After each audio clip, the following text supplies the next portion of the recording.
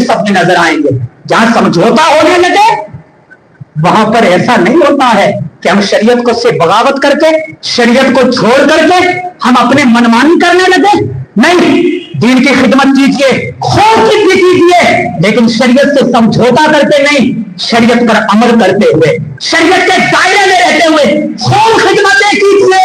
इसलिए कि कब्र में समझौता काम नहीं आएगा, कब्र में शरीयत काम आएगी, समझौता काम नहीं आएगा। इतना बहुत चलता, हम कभी बयान करते हैं कहते मौलाना ये तो बहुत ज्यादा सख्ती हो गई है। ज्यादा सख्ती नहीं है, जो मुस्तफा की शरीयत है वो अटल है, वो हक है, वो सच है। तो जो भी काम कीजिए उलमा से पूछ कर कीजिए, मुफ्तियाने इस्लाम रब्बानी उलमा से पूछ कर कीजिए का क्या ये शरीयत में जायज है ना जायज है।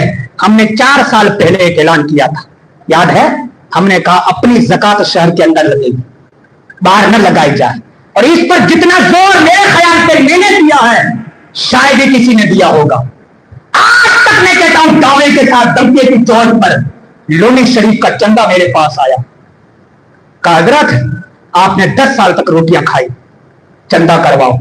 मैंने कहा हम ही खुद ने ये मुहिम चलाई है कि शहर के अंदर जहालत बहुत है, जो चंदा शहर के अंदर होगा वो शहर के अंदर लगाया जाएगा। चंद सालों के बाद ये जहालत खत्म हो जाएगी, तो अल्लाह ने चाहा तो उसके बाद जरूरत पड़ी तो चंदा बाहर जाएगा। इस पर जोर दिया पूरी ताकत के साथ। उसके बावजूद भी कई एक बहनें बेटियां, अभी रमजान गुजरा, इसमें बाहर से सफीर आए, हमारे मोहल्लों में घूमते हुए नजर आए, कुछ चंदे लेकर चले गए।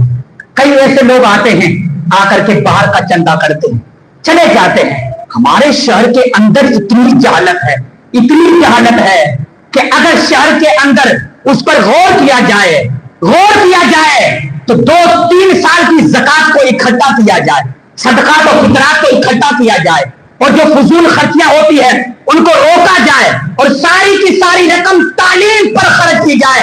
मैं डंके की चोट पर दावे के साथ कहता हूं 4 सालों के अंदर हमारे खुद के कॉलेज खड़े हो सकते हैं। क्या हो सकते हैं या नहीं हो सकते हैं?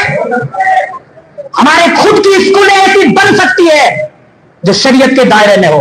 अब इस पे बयान देने लगे तो स्कूलों के अंदर भी ज़कात लगने लगी, चलती है।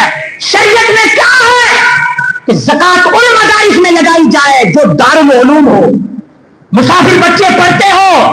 हर मदरसे में ज़कात नहीं लगती है, उन्हीं मदरसों में ज़कात लगाई जाएगी जिन्हीं मदरसों में बाहर से बच्चे पढ़ने आते हो, वो उसी के साथ ज़कात जुड़ी हुई है, ताकि आलिम बनकर दीन की खिदमत करे। स्कूलों से पढ़ेंगे, कलेक्टर बनेंगे, आईएएस बनेंगे, एसपी बनेंगे, तो वो तो अपना घर चलाएंगे। आज हर कोई उसमें बना हुआ लगा हुआ है। तो जरूरत है अपनी ज़कातों को दीनी तालीम पर खर्च किया जाए, और ऐसे इदारे जहां बाकायदे दारुल उलूम हो, बच्चियों का अलग से हो, बच्चों का अलग से हो, ताकि एक साथ में हमारी बच्ची आलिमा भी बने, उधर से आलिम भी बने, मुफ्ती भी बने। जितने भी आइम्मा हैं आप देखो ज्यादातर सब बाहर से आए हुए। क्या शहर के अंदर उलमा और मुफ्तियां निजाम बन नहीं सकते? हमारे शहर के आलिमा बन नहीं सकती है? बन सकती है, शर्त है हमारी ज़कात, हमारा फितरा, हमारा सदका शरीयत के दायरे में इकट्ठा करके उन्हीं मदारिस में लगाया जाए। गरीबों, यतीमों, मिस्कीनों, मोहताजों को इकट्ठा करके उन्हीं पर तालीम खर्च की जाए, पैसे खर्च किए जाए। हज़रत तशरीफ ले जाए, नारे तकबीर, नारे तकबीर,